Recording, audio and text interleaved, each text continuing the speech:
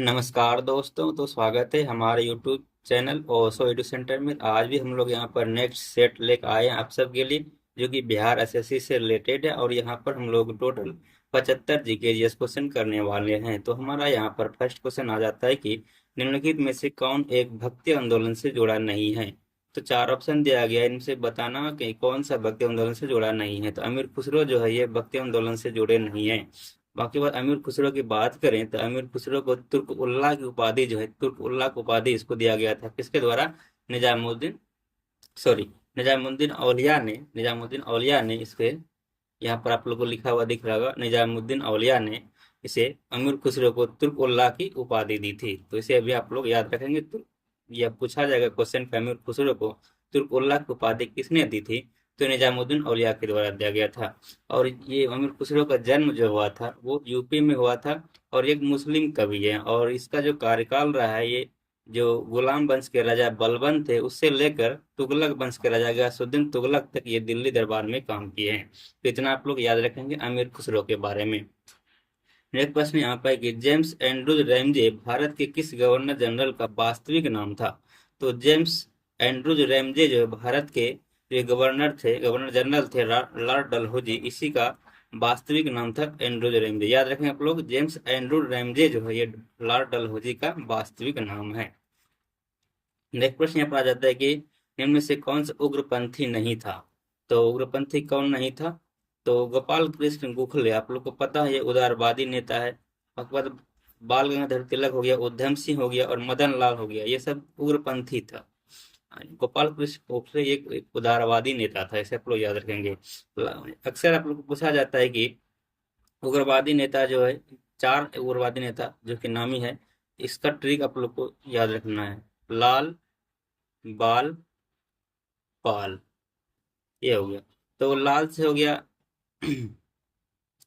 लाला लाजपत राय, पाल से हो गया बिपिन चंद्र पाल, और बाल से हो गया बाल गंगाधर तिलक, और एक होता है अरविंद घोष। ये चार चार जो नेता है ये उग्रपंथी थे। बाकी बात अगर और कोई आए तो वो क्या हो जाएगा? उदारवादी हो जाएगा। मेनली चार ही नेता ऑप्शन में आता है, जो कि आप लोग को बता दिए। लाला लाजपत राय होगी, बाल गंगाधर तिलक होगी और बिपिन चंद्र पाल होगी, और एक अरविंद घोष। ये चार जो है उग्रपंथी नेता है। और उधम सिंह भी उग्रपंथी नेता ही थे, और मदन लाल भी उग्रपंथी ही नेता थे यहाँ के ऑप्शन के अनुसार। इसे आपको याद रखना है। और गोपाल कृष्ण गोखले एक उदारवादी नेता था, तो ये ऑप्शन छट जाएगा इनमें से। नेक्स्ट प्रश्न है कि भारत छोड़ो आंदोलन कहाँ से शुरू हुआ था? तो भारत छोड़ो आंदोलन जो शुरू हुआ था वो बम्बई से हुआ था। तो ऑप्शन नंबर सी प्रश्न का राइट आंसर हो जाएगा। प्रसिद्ध गीत सारे जहाँ से अच्छा हिंदुस्तान हमारा, ये किसकी रचना है? इसकी रचना जब वो इकबाल के द्वारा किया गया था। तो ऑप्शन नंबर सी प्रश्न का राइट आंसर हो जाएगा इकबाल। नेक्स्ट प्रश्न यहाँ पर आ जाता है कि भारतीय वायुसेना में शामिल किए गए पहले made in India light combat helicopter LCH का नाम क्या है? तो इसका नाम है प्रचंड। याद रखें आप लोग, भारतीय वायुसेना में पहला जो शामिल किया गया मेड इन इंडिया, मतलब इंडिया में बनाया गया है लाइट कॉम्बैट हेलीकॉप्टर, इसको एलसीएच बोलते हैं शॉर्ट में। इसका नाम जो है वो प्रचंड है।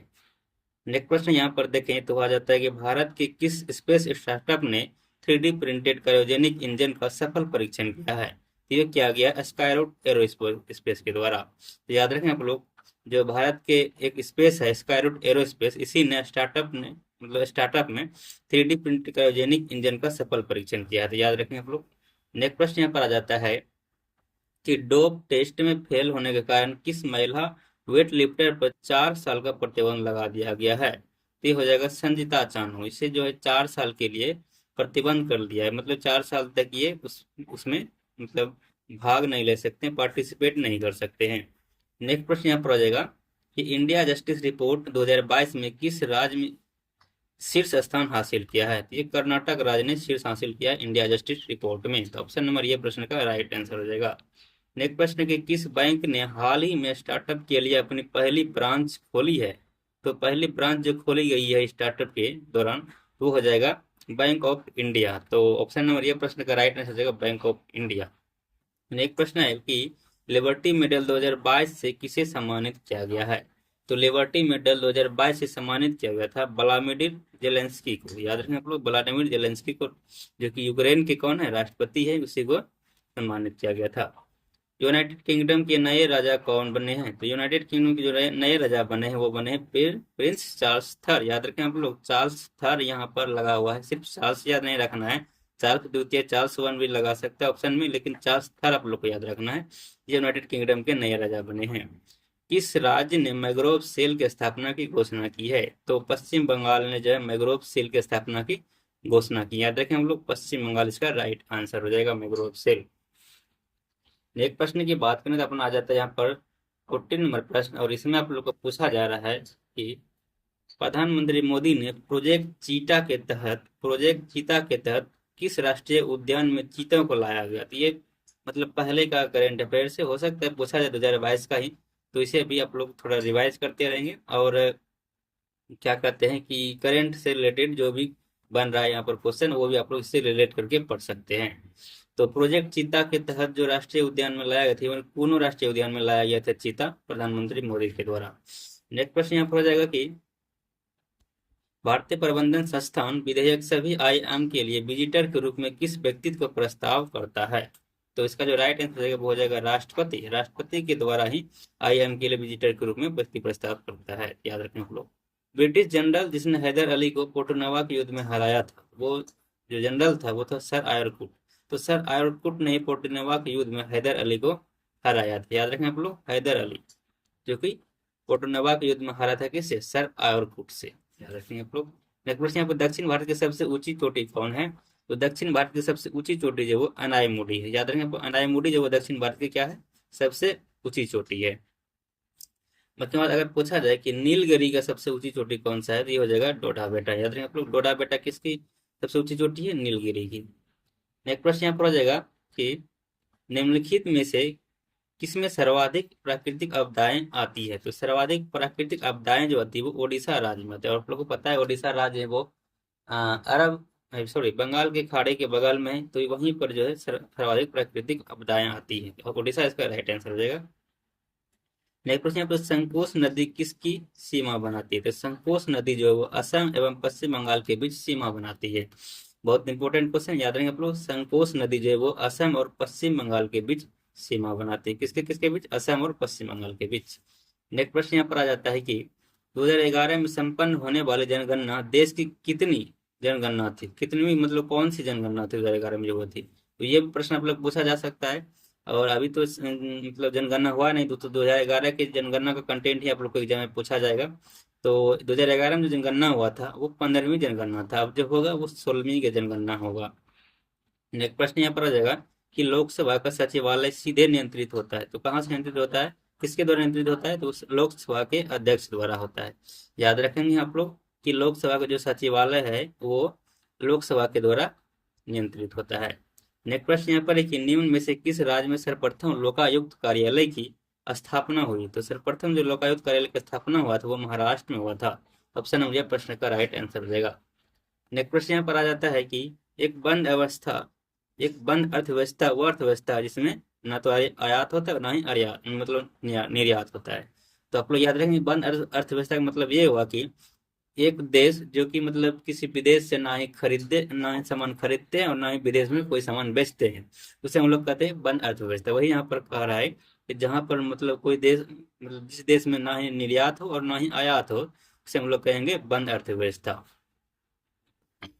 नेक्स्ट प्रश्न है कि विदेशी व्यापार का संतुलन सॉरी विदेशी व्यापार का भुगतान संबंधित है, किससे संबंधित है? विदेशी व्यापार का भुगतान, तो ये हो जाएगा भुगतान संतुलन से। तो ऑप्शन नंबर डी प्रश्न का राइट आंसर हो जाएगा भुगतान संतुलन से संबंधित है विदेशी व्यापार। तो 24 प्रश्न हो गया। नेक्स्ट प्रश्न हम लोग पढ़ेंगे। नेक्स्ट प्रश्न आ जाता है यहाँ पर 25 नंबर प्रश्न। ये इंपॉर्टेंट प्रश्न आप लोग को पूछा जाता है कि निक्की क्या है? निक्की क्या है? तो निक्की जो है टोक्यो स्टॉक एक्सचेंज एवं अंश मूल्य सूचकांक, मतलब जापान का एक क्या है स्टॉक एक्सचेंज है। भारत में भी स्टॉक एक्सचेंज है, एक है बॉम्बे स्टॉक एक्सचेंज और एक है नेशनल स्टॉक एक्सचेंज। तो नेशनल स्टॉक एक्सचेंज को जो है कौन मैनेज करता है? ये हो जाता है निफ्टी, NIEFT हुआ, ये निफ्टी हो जाता है। और बॉम्बे स्टॉक एक्सचेंज का जो होता है अपना नाम वो क्या है? वो हो जाएगा सेंसेक्स। तो बॉम्बे स्टॉक एक्सचेंज के जो हम लोग इसका यूनिट है, जो मूल सूचकांक है, अंश है, वो सेंसेक्स होता है, जबकि नेशनल स्टॉक एक्सचेंज का निफ्टी होता है। ये भी प्रश्न बार बार पूछा जाता है, जो कि अपने इसको अब पूछा जाता है कि इसको तो रेगुलेट कौन करता है। तो बीएसई और एनएसई को रेगुलेट जो होता है वो सेबी के द्वारा होता है। तो एसईबीआई सेबी के द्वारा जो होता है, बीएसई मतलब बॉम्बे स्टॉक एक्सचेंज और नेशनल स्टॉक एक्सचेंज को रेगुलेट किया जाता है। और सेबी का भी जस्ट पूछा जा सकता है आप लोग को कि सेबी का जो नए अध्यक्ष बने वो कौन है। तो ये माधवी पुरी बुच जो है वो सेबी का अध्यक्ष है। याद रखें आप लोग, माधवी पुरी बुच, ये सेबी के क्या है, अभी जस्ट अध्यक्ष बने हैं। वर्तमान में जो सेबी के अध्यक्ष है वो माधवी पुरी बुच है। तो इतना आप लोग इससे याद रखेंगे। निक्की जो वो जापान का है स्टॉक एक्सचेंज। नेक्स्ट प्रश्न यहाँ पर आ जाता है कि मसाला बॉन्ड के बारे में क्या गलत है। मसाला बॉन्ड के बारे में क्या गलत है, सिर्फ 4 ऑप्शन पढ़ सकता है, सभी सही है, सभी मतलब सही है, लेकिन यहाँ पर जो ऑप्शन नंबर बी है कि इस बॉन्ड को विदेशी मुद्रा में जारी किया जाता है, ये गलत दिया गया है। नेक्स्ट प्रश्न यहाँ पर आ जाएगा कि ब्लैक बॉक्स के बारे में इनमें से क्या गलत है। आप लोग इसको पूरा पढ़ सकते हैं, यहाँ पर थोड़ा टाइम को मैनेज करने के लिए हम सभी ऑप्शन नहीं पढ़ सकते हैं, बट यहाँ पर जो गलत ऑप्शन दिया गया वो हम लोग पढ़ देते हैं कि ब्लैक बॉक्स में वीडियो रिकॉर्डिंग जैसी क्षमता उपलब्ध है। ये बात गलत है। उसके बाद ये सही है, ये भी सही है, ये भी सही है। ये नारंगी रंग का होता है ब्लैक बॉक्स। ये भी प्रश्न बार बार पूछा जाता है कि ब्लैक बॉक्स का रंग कैसा होता है, नारंगी रंग का होता है। अंतर्राष्ट्रीय पृथ्वी दिवस कब मनाया जाता है। तो याद रखें आप लोग, अंतर्राष्ट्रीय पृथ्वी दिवस जो मनाया जाता है वो 22 अप्रैल को मनाया जाता है। और विश्व जल दिवस पूछा जाएगा, विश्व जल दिवस मनाया जाता है 22 मार्च को। और राष्ट्रीय जल दिवस पूछा जाएगा तो राष्ट्रीय जल दिवस मनाया जाता है 14 अप्रैल को। याद रखें आप लोग, यहाँ पर पूछा गया आप लोग को अंतर्राष्ट्रीय पृथ्वी दिवस कब मनाया, 22 अप्रैल हो जाएगा। विश्व जल दिवस कब मनाया जाता है तो 22 मार्च हो जाएगा। और राष्ट्रीय जल दिवस बताया आप लोग को 14 अप्रैल। उसके बाद 22 मई को जैव विविधता दिवस मनाया जाता है। जैव विविधता दिवस कब मनाया जाता है, 22 मई को मनाया जाता है। भारत में सबसे पुराना गिरजाघर जो है सेंट थॉमस चर्च किस राज्य में स्थित है। ये स्थित है केरल राज्य में। याद रखें आप लोग, सेंट थॉमस चर्च जो है वो केरल राज्य में स्थित है। नेक्स्ट प्रश्न यहाँ पर है, भारत में स्थित किस मस्जिद को झूलती मीनारों वाली मस्जिद कहते हैं। तो जो भारत राज्य में स्थित है एक सीदी बशीर मस्जिद जो कि अहमदाबाद में है, इसी को हम लोग झूलती मीनारों वाली मस्जिद कहते हैं। याद रखें आप लोग, झूलती मीनारों वाली जो मस्जिद है वो है सीदी बशीर मस्जिद है, और ये कहाँ है, अहमदाबाद, जो कि गुजरात राज्य में है। अब यहाँ पर मिलान करना है जो सूची 1 से सूची 2 को, और उससे रिलेटेड जो भी है आप लोग को मिलान करना है। तो ज्योति रंधावा जो है, ज्योति रंधावा कौन है, ऑटोमोबाइल उद्योग के कंपनी का मालिक हो जाएगा। और जगदीश खट्टर जी जो है, सॉरी यहाँ पर थोड़ा मिस्टेक कर दिया बोलने में, ज्योति रंधावा जो है ये गोल्फ के खिलाड़ी एक है। ज्योति रंधावा कौन है, ये गोल्फ के खिलाड़ी हो गया। जगदीश खट्टर ये है ऑटोमोबाइल उद्योग के मालिक। और सोनल मानसी जो ये नृत्य कला से संबंधित है। और अमृता शेरगिल जो है वो चित्रकला से संबंधित है। तो अमृता शेरगिल हो गया चित्रकार, सोनल मानसी एक मतलब नर्तकी हो गई, और खट्टर जगदीश खट्टर जो ये ऑटोमोबाइल उद्योग के मालिक होगी। और ज्योतिष रंधावा कौन होगी, गोल्फ के खिलाड़ी होगी। तो इसे आप लोग याद रखेंगे, मिलान करने आ सकता है। नेक्स्ट प्रश्न है कि एज अगेंस्ट ऑड्स किस खिलाड़ी की आत्मकथा है। एज अगेंस्ट ऑड्स जो है ये किस खिलाड़ी की आत्मकथा है, ये सानिया मिर्जा की आत्मकथा है। इसे आप लोग जरूर याद रखेंगे, सानिया मिर्जा की आत्मकथा क्या है, एज अगेंस्ट ऑड्स। मरणोपरांत भारत रत्न की उपाधि पाने वाले पहले व्यक्ति कौन थे। ये लाल बहादुर शास्त्री जी एक ऐसा नेता है जिसको कि मरने के बाद मतलब पहला मतलब नोबेल भारत रत्न मिला था। तो इसे आप लोग याद रखेंगे, पहला भारत रत्न अवार्ड जो मिला था मरणोपरांत वो मिला था लाल बहादुर शास्त्री को। ऑप्शन नंबर डी प्रश्न का राइट आंसर हो जाएगा। नेक्स्ट प्रश्न की बात करें तो यहाँ पर अपना जाता है नेक्स्ट प्रश्न कि ऑपरेशन पवन भारत द्वारा किस पड़ोसी के देश के साथ मतलब किया जाता है।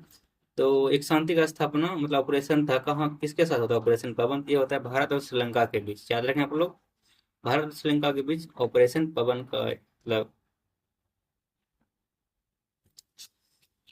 क्वेश्चन पूरा यहाँ पर यह है कि ऑपरेशन पवन भारत द्वारा उसके किस पड़ोसी देश में किया गया। और एक शांति स्थापना का ऑपरेशन था, ये श्रीलंका में स्थापित किया गया था ऑपरेशन पवन।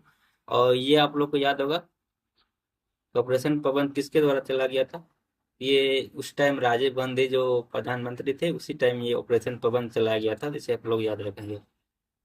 नेक्स्ट प्रश्न यहाँ पर कि किसी जीव के संरक्षण हेतु प्रोजेक्ट गोडवन प्रारंभ किया गया है। तो ये ग्रेट इंडियन बस्टर्ड के द्वारा प्रारंभ किया गया प्रोजेक्ट गोडवन, याद रखें आप लोग, ग्रेट इंडियन बस्टर्ड। अनुसूचित अनुसूचित जनजातियों से संबंधित सरकारी पदों एवं सेवाओं में आरक्षण का प्रावधान संविधान के किस अनुच्छेद में है? तो अनुच्छेद 16 का 4 का खोज, 16 का 4 का खोज, सभी में ये, तो इससे आंसर हो जाएगा, राइट आंसर डी हो जाएगा। वाटर पोलो में एक पक्ष में खिलाड़ी की संख्या कितनी होती है? तो वाटर पोलो में खिलाड़ियों की संख्या कितनी होती है? 7 होती है, याद रखें आप लोग। अगर पोलो सिर्फ पूछा जाता है तो खिलाड़ियों की संख्या 4 हो जाता, लेकिन वाटर पोलो की पूछा जाए तो वो 7 हो जाएगा। नेक्स्ट प्रश्न यहाँ पर है कि कोंकण रेलवे जोड़ती है, तो कोंकण रेलवे किसे किसे जोड़ती है? तो रोहा को मंगलौर से जोड़ती है, रोहा को मंगलौर से जोड़ती है कोंकण रेलवे। तो ऑप्शन नंबर सी प्रश्न का राइट आंसर हो जाएगा। नेक्स्ट प्रश्न है किस देश ने ऊर्जा संकट पर देश में आपदा स्थिति की घोषणा की है? ये दक्षिण अफ्रीका ने घोषित की है। ऑप्शन नंबर ये प्रश्न का राइट आंसर हो जाएगा। नेक्स्ट प्रश्न है कि डिजिटल पेमेंट उत्सव किस मंत्रालय द्वारा शुरू की गई है? एक पहल है। तो डिजिटल पेमेंट उत्सव जो ये इलेक्ट्रॉनिक्स एवं आईटी मंत्रालय द्वारा शुरू की एक पहल है। प्रदर्शनी जनशक्ति प्रदर्शनी का आयोजन किस कार्यक्रम की 100वीं कड़ी के साथ किया गया है? ये मन की बात की जो 100वीं कड़ी थी उसी के साथ जनशक्ति प्रदर्शनी का आयोजन किया गया है, याद रखें आप लोग। नेक्स्ट प्रश्न है कि माइक्रोन भारत का पहला सेमीकंडक्टर संयंत्र किस राज्य में स्थापित करने जा रहा है? ये गुजरात राज्य में स्थापित करने जा रहा है माइक्रोन। माइक्रोन भारत का पहला सेमीकंडक्टर संयंत्र, ये गुजरात से राइट आंसर हो जाएगा। किस राज्य ने स्टेट रोबोटिक्स फ्रेमवर्क लॉन्च किया है? तो ये लॉन्च किया गया है तेलंगाना के द्वारा, तेलंगाना राज्य के द्वारा स्टेट रोबोटिक्स फ्रेमवर्क जो है लॉन्च किया गया है। नेक्स्ट प्रश्न की बात करें तो किस कंपनी ने व्हाट सॉन्ग्स एआई और डाटा प्लेटफॉर्म लॉन्च की है? ये किया गया आईबीएम के द्वारा। नेक्स्ट प्रश्न यहाँ पर आ जाता है कि किस भारतीय निशानेबाजी जोड़ी ने ISSF विश्व कप जूनियर चैंपियनशिप में स्वर्ण पदक जीता है? ये जीता गया है अभिनव साव और गौतमी भनोट के द्वारा, याद रखेंगे आप लोग। नेक्स्ट प्रश्न है कि विश्व महासागर दिवस प्रति वर्ष कब मनाया जाता है? तो विश्व महासागर दिवस जो है वो प्रति वर्ष 8 जून को मनाया जाता है, याद रखें आप लोग, 8 जून। नेक्स्ट प्रश्न की बात करें तो यहाँ पर आ जाता है नेक्स्ट प्रश्न कि भारत की पहली महिला कबड्डी लीग का उद्घाटन किस शहर में किया गया था? भारत की पहली महिला कबड्डी लीग जो उद्घाटन किया था वो दुबई शहर में किया गया था। ऑप्शन नंबर बी प्रश्न का राइट आंसर हो जाएगा। नेक्स्ट प्रश्न है कि टाइम पत्रिका द्वारा जारी 100 सबसे प्रभावशाली कंपनियों में कौन सी भारतीय कंपनी शामिल है? तो इसका हो जाएगा एनपीसीआई कंपनी जो है ये शामिल है।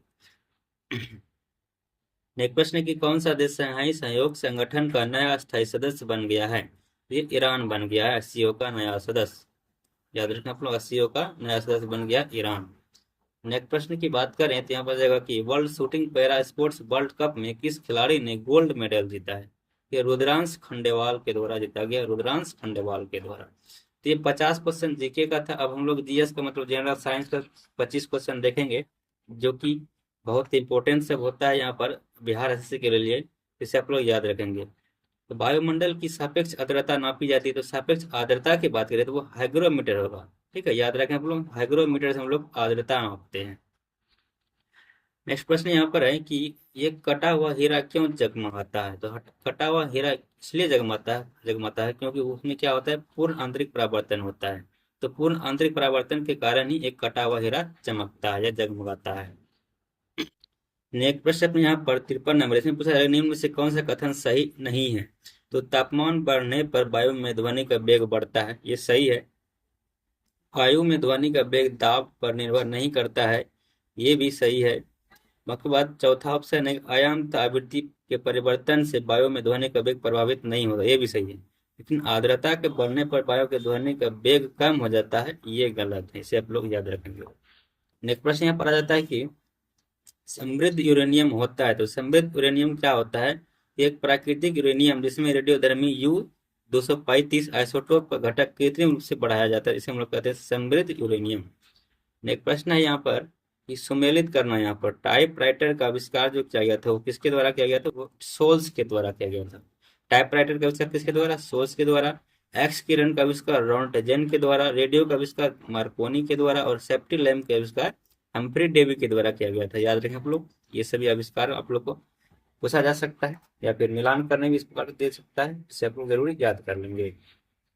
नेक्स्ट प्रश्न यहाँ पर है कि हरगोविंद खुराना को किस आविष्कार के लिए सम्मानित किया गया था? तो हरगोविंद खुराना को जो सम्मानित किया गया था नोबेल पुरस्कार से, वो प्रोटीन संश्लेषण के लिए सम्मानित किया गया था। तो इसे 1968 ईस्वी में प्रोटीन संश्लेषण के लिए सम्मानित किया गया था। और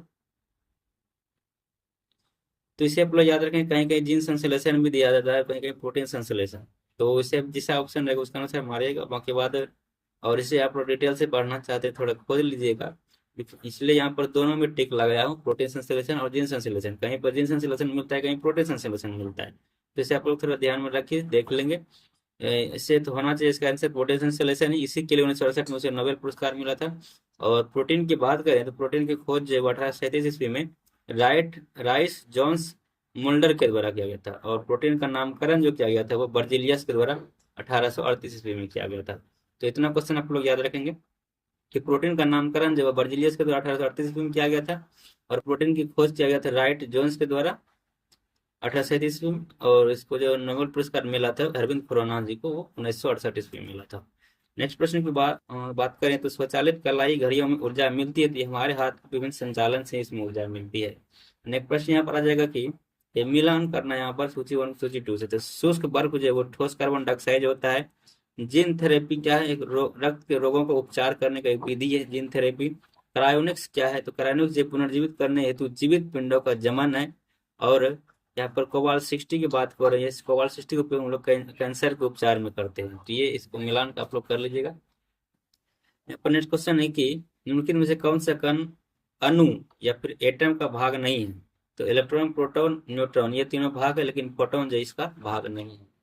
नेक्स्ट प्रश्न है कि यहाँ पर कि मोती का मुख्य अवयव है। मोती का मुख्य अवयव क्या है? यह एरागोनाइट और कॉन्चियोलिन। तो मोती का जो मुख्य अवयव है ये है एरागोनाइट और कॉन्चियोलिन। याद रखें आप लोग, एरागोनाइट और कॉन्चियोलिन। नेक्स्ट प्रश्न यहाँ पर आएगा, निम्नलिखित में से कौन सी एक अमलगम नहीं बनाती है? तो लोहा अमलगम नहीं बनाती है, जस्ता, मैग्नीशियम, तांबा ये सब बनाती है। अमलगम उसे कहते हैं जिसमें कम से कम एक जो है इसमें पारा मिल जाता है, जिस धातु में पारा मिल गया उसे हम लोग अमलगम कहते हैं। इसे आप लोग याद रखेंगे। नेक्स्ट क्वेश्चन, भारत जल का रासायनिक फार्मूला क्या होता है? तो जिसका रासायनिक फार्मूला होता है D2O, ड्यूटेरियम ऑक्साइड होता है। निम्नलिखित में कौन सा कथन सही नहीं है? तो NaCl में मौजूदगी में पेरिस प्लास्टर की स्थापना दर में वृद्धि होती है, ये सही है। सीमेंट में जिप्सम का योग उसके स्थापना दर को मंद करने के लिए किया जाता है, ये भी सही है। सभी क्षारीय मृदा धातु जलयोजित लवण उत्पन्न करते हैं, ये भी सही है। अब देखते हैं ऑप्शन नंबर 4 जो है वो गलत होना चाहिए। ऑप्शन नंबर 4 यहाँ पर दिया गया है कि बेरियम तथा स्ट्रांसियम प्रकृति में मुक्त रूप से पाए जाते हैं, ये गलत है। ये मुक्त रूप में नहीं पाए जाते, सब लोग याद रखेंगे। और आप लोग को पूछा जाता है कि जो आतिशबाजी मतलब जब हम लोग रॉकेट वगैरह छोड़ते हैं, पटाखा वगैरह छोड़ते हैं, उसमें जो हरा रंग का दिखता है वो बेरियम के कारण हरा रंग दिखता है, और स्ट्रांसियम के कारण ही लाल रंग दिखता है। तो निम्नलिखित में से कौन सा बहुलक बुलेट प्रूफ खिड़की बनाने में प्रयोग होता है? तो ये पॉलीकार्बोनेट का प्रयोग हम लोग बुलेट प्रूफ खिड़की बनाने में करते हैं, इसे आप लोग याद रखेंगे। अम्ल वर्षा में कौन सा अम्ल उपस्थित होता है? तो अम्ल वर्षा में नाइट्रिक अम्ल और एक होता है सल्फ्यूरिक अम्ल, ये दोनों अवस्थित होता है। मतलब SO2 और NO2 ये दोनों जो है अम्ल वर्षा के लिए बात है। और यहाँ पर अम्ल की बात किया तो नाइट्रिक अम्ल इसका राइट आंसर हो जाएगा। नेक्स्ट प्रश्न यहाँ पर एक जेनेटिक्स निम्न में से किसका अध्ययन है? तो जेनेटिक्स जो वो आनुवंशिकता और विचरण का अध्ययन कहलाता है। एम्फीबिया क्या है? एम्फीबिया जो जल और स्थल दोनों में पाए जाते हैं उसे हम लोग एम्फीबिया कहते हैं। तो यहाँ पर देखना है कि कौन सा युग्म सही सुमेलित है। अदरक प्रकंद है, कौन सा सुमेलित नहीं है? तो ये आप लोग में देखना है इसमें कौन सा सुमेलित नहीं है। अदरक प्रकंद ये सही है। प्याज मांसल पर्ण ये भी सही है, लेकिन आलू दिया गया है मूल, आलू मूल नहीं एक तना है। और नारियल का जो खाने वाला भाग वो भ्रूणपोष होता है, ये भी सही है।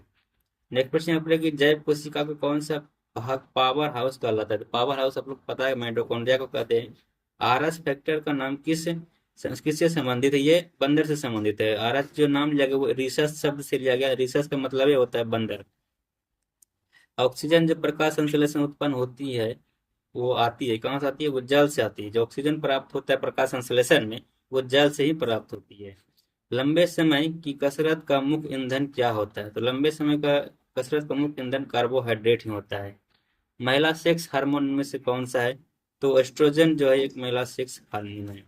नेक्स्ट प्रश्न है कि पोलियो का टीका सबसे पहले किसने तैयार किया था? तो पोलियो का टीका जो तैयार किया गया था, वो जॉन साल के द्वारा किया गया था। लेकिन पूछा जाएगा क्वेश्चन कि पोलियो पोलियो की बूंद का आविष्कार किसने किया गया था? तो वो सोबिन के द्वारा किया गया था। किसके द्वारा? सोबिन के द्वारा।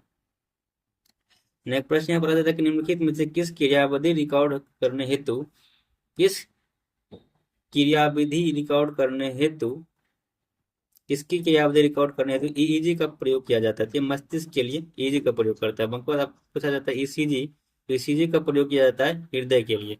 हृदय के लिए ईसीजी और मस्तिष्क के लिए ईईजी। तो यहाँ पर टोटल हम लोग 75% पढ़ लिए, जो कि बहुत इंपॉर्टेंट सा क्वेश्चन था। आशा करना आप लोग को वीडियो अच्छा लगा होगा। यदि आप लोग को वीडियो अच्छा लगा है, प्लीज वीडियो को लाइक करके जाइएगा और दोस्तों को भी थोड़ा शेयर कर दीजिएगा, ताकि उसको भी मदद मिल जाएगा। Thank you.